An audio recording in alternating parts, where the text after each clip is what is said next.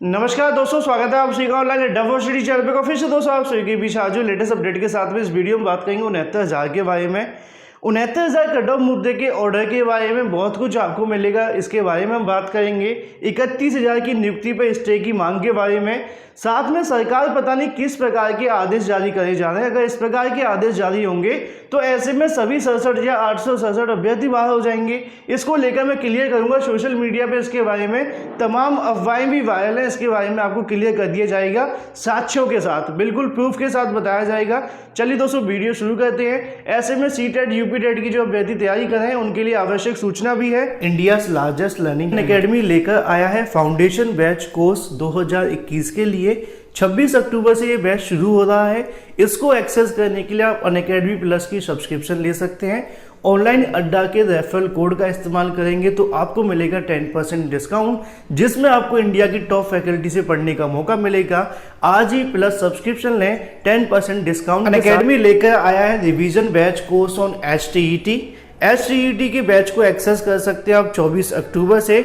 सभी बैच को एक्सेस करने के लिए एक ही सब्सक्रिप्शन काफ़ी है। आज ही एनरोल करें HTET के लिए, लिंक वीडियो की डिस्क्रिप्शन में है। Unacademy complete batch course on CTET paper 1 paper 2 started on 19 अक्टूबर, 19 अक्टूबर से शुरू हो गया है। सभी बैच को एक्सेस करने के लिए एक सब्सक्रिप्शन काफ़ी है। आज ही एनरोल करें अनअकैडमी प्लस, लिंक वीडियो की डिस्क्रिप्शन में है। ऑनलाइन अड्डा के 10% रेफरल कोड के साथ अनअकैडमी प्लस पे आपको मिलेंगे बहुत सारे फीचर्स। घर से बैठ कर आप लाइव पढ़ सकते हैं, अनलिमिटेड एक्सेस कर सकते हैं सभी कोर्सेज पर।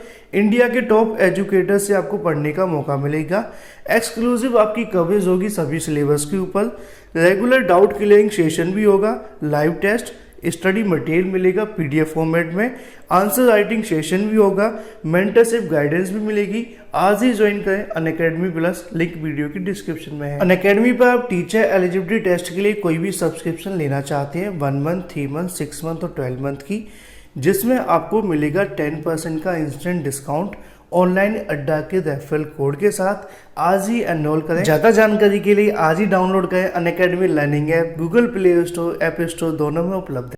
तो जैसा कि दोस्तों पिछले वीडियो के माध्यम से आपको बता दिया गया है कि सुप्रीम कोर्ट के अंदर 69,000 शिक्षक भर्ती का मामला लिस्टेड हो गया है। यह वही याचिका है जिस पे आपका ऑर्डर रिजर्व किया गया था, 60-65 को चैलेंज किया गया था। लेकिन पहले जो जानकारी निकली उसके बाद में आपको क्लियर कर दिया गया कि कल ऑर्डर तो नहीं आने वाला है। अभी तक जो जानकारी मिली है इसको लेकर तमाम तरीके की जानकारी आपको सामने मिल गई, लेकिन बाद में क्लियर कर दिया गया है।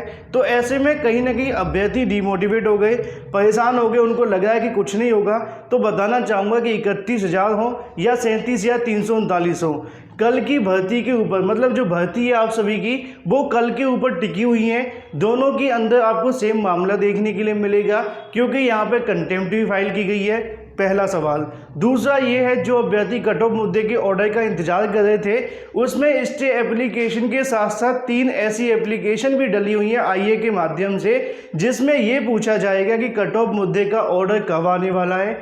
67,867 को एक साथ नियुक्ति पत्र दे दिए जाए। अगर सरकार चाहे तो काउंसलिंग करवा सकती है, नियुक्ति पत्र एक साथ दे दिए जाएंगे। ये भी उसके अंदर जो मांग है वो रखी गई है। तो ऐसे में अभ्यर्थी को डिमोटिवेट नहीं होना चाहिए। जो यहाँ पे आपको सुनवाइयाँ देखने के लिए मिलेगी, इसके अंदर कट ऑफ मुद्दे के ऑर्डर के बारे में बहुत कुछ होगा, साथ में 67,867 के अंदर ही बहुत कुछ होगा।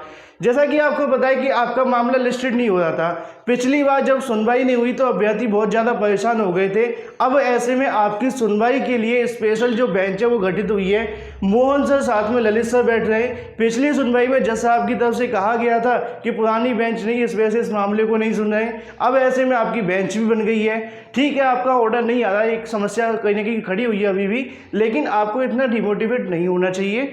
उम्मीद करते हैं कि आज आपकी बेंच गठित हुई है, कभी ना कभी आपका जो ऑर्डर है वो आ जाएगा। उम्मीद करेंगे जल्द आपका जो ऑर्डर है वो भी सुना दिया जाएगा। हो सकता है कि कल की कोशिश के अंदर आ जाए या फिर परसों की कोशिश के अंदर आ जाए। तो इंतजार करिए, पेशेंस रखिए, परेशान मत होइए, क्योंकि कल की एप्लीकेशन तमाम फाइल की गई हैं, जिसके अंदर 67,867 को एक साथ काउंसलिंग करवाने के लिए एक साथ नियुक्ति पत्र के बारे में मांग रखी गई। और जो 37,339 अभ्यर्थी आज की तारीख में धरना प्रदर्शन दे रहे हैं उनके बारे में भी यहाँ पे जो मांग है वो रखी गई है कि भाई सरकार उसके बारे में क्या सोच रही है।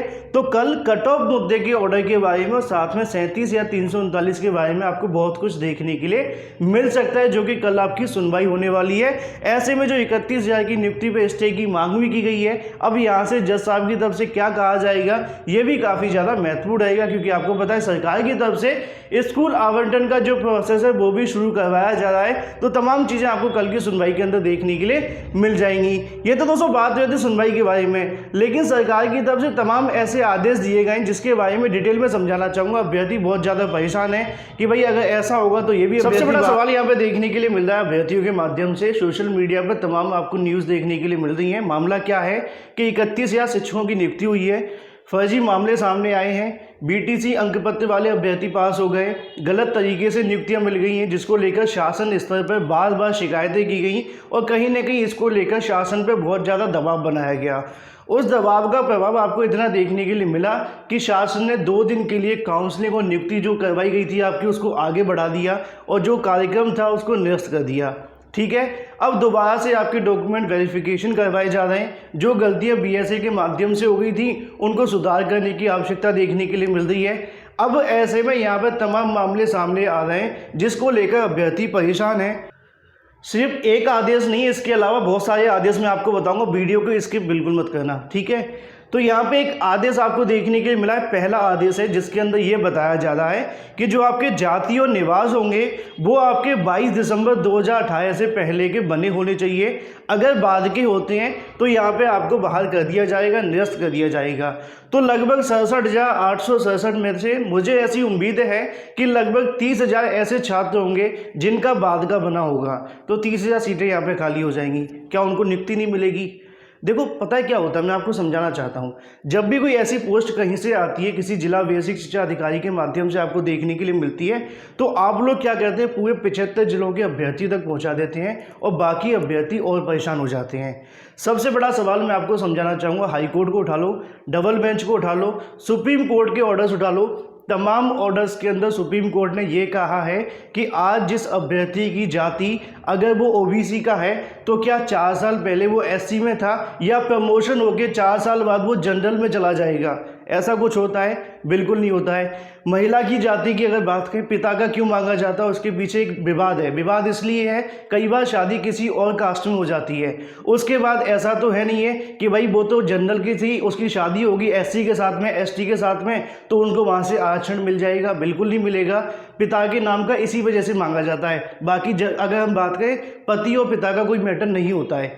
तो ऐसे में आप लोग इन चीज़ों से बचिए। मैं आपको बस इतना बताना चाहूँगा कि अगर आपका जाति और निवास कभी का भी है, चाहे वो 20 का है, 19 का है, 18 का है, वो इस भर्ती के अंदर वैलिड है। अगर इस प्रकार के आदेश जारी किए जाएं तो आपको परेशान होने की आवश्यकता नहीं है।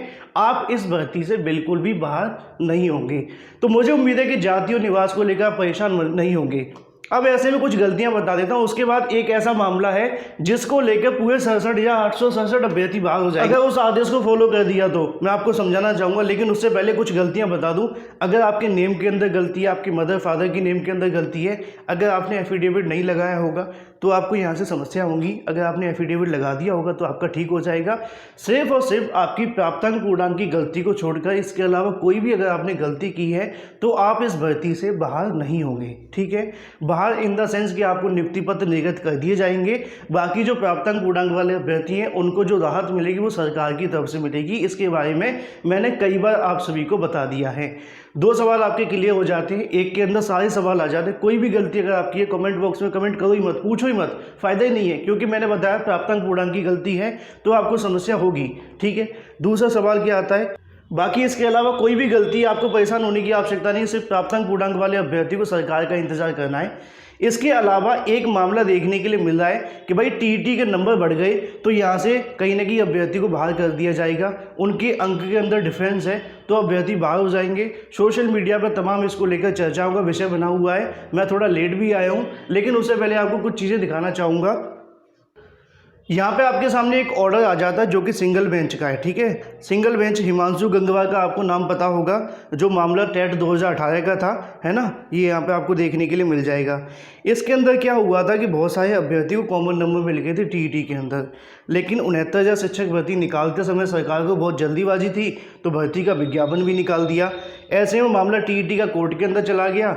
वहाँ से क्या हुआ कि कॉमन नंबर मिलने की वजह से जिन अभ्यर्थियों ने आवेदन कर दिए थे, बाद में टीईटी का जब रिजल्ट आया तो यहाँ से 1-2 नंबर बढ़ गए। किसी का 1 बढ़ा होगा, किसी का 2 बढ़ा होगा, क्योंकि उर्दू के अंदर और साथ में सीडीपी के अंदर नंबर बढ़ाने का मामला देखने के लिए मिला था।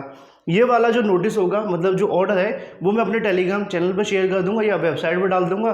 दोनों का लिंक आपको वीडियो की डिस्क्रिप्शन में मिल जाएगा, वहाँ से डाउनलोड कर लेना, ठीक है। तो सबको यहाँ पे कॉमन नंबर मिल गए थे। जैसा कि आपको पता है, इन क्वेश्चनों को लेकर विवाद था। एक सीडीपी का क्वेश्चन था और दूसरा क्वेश्चन जो था वो उर्दू का था, ठीक है। तो यहाँ पर आप देख सकते हैं पॉइंट नंबर 48.7 के अंदर आपके सामने लिखा है कि सभी छात्रों को पीएनपी की तरफ से जो 1 नंबर है वो दिया जाएगा। क्वेश्चन नंबर आपके सामने 38 आ जाता है, 59 भी आ जाता है, ठीक है। इस क्वेश्चन के बारे में आपको जानकारी देखने के लिए मिल रही है। तो ये तो दोस्तों आप सभी के सामने हो जाता है कॉमन नंबर का। अब आप कहेंगे सर ऐसे में सरकार का कहना है कि अगर नंबर बढ़े तो बाहर कर दिए जाओगे। अरे कैसे कर दोगे? अगर आपको याद होगा ना, तो यूपी टेट को लेकर एक बार वीडियो बनाया था, मैंने आपको दिखाया था कि मैंने एक नोटिफिकेशन आपको टेलीग्राम पे डाला था आज से लगभग 6 महीने पहले, जहाँ पे बताया था कि अगर टीईटी में आपका नंबर बढ़ा है ना तो परेशान मत होना, क्योंकि सरकार ने अपने शासन आदेश के अंदर स्पष्ट तौर पर जानकारी दी थी। तो विज्ञप्ति आपके सामने आ जाती है 2019 की, ठीक है। इसके अंदर आपको बताया गया था कि 22 तारीख से आपको यहाँ पे आपकी अंतिम तिथि देखने के लिए मिलेगी। 23 तारीख को जो भी होगा आपको बता दिया जाएगा। 24 तारीख को जो आपका प्रोसेस था वो हो गया था, ठीक है। इस पर टाइम ख़राब नहीं करते।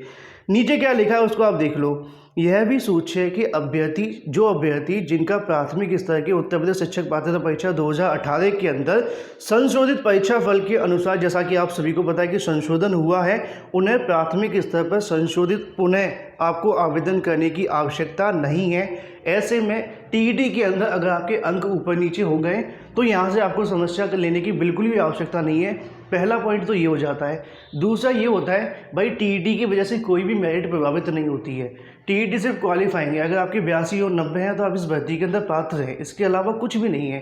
तो टीईटी को लेकर सोशल मीडिया पर जो अफवाहें हैं उनको लेकर परेशान मत होइए। अगर इस प्रकार के दोनों नियम लगा दिए जाएंगे, निवास वाले, जाति वाले और टीईटी वाले, तो ऐसे में सारे के सारे जो 67 या 867 अभ्यर्थी हैं वो सारे बाहर हो जाएंगे। तो सरकार नियुक्ति किसको देगी?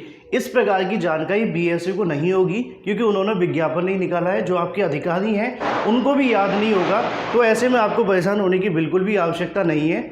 अगर फिर भी आपको परेशान किया जा रहा है तो जो भी आदेश है महत्वपूर्ण वाले, मैं अपने टेलीग्राम पे साथ में वेबसाइट पे शेयर कर दूंगा। वहाँ से आप लोग डाउनलोड करके इनका प्रिंट आउट निकलवा लेना, जिससे कि आपको बिल्कुल भी समस्या नहीं होगी।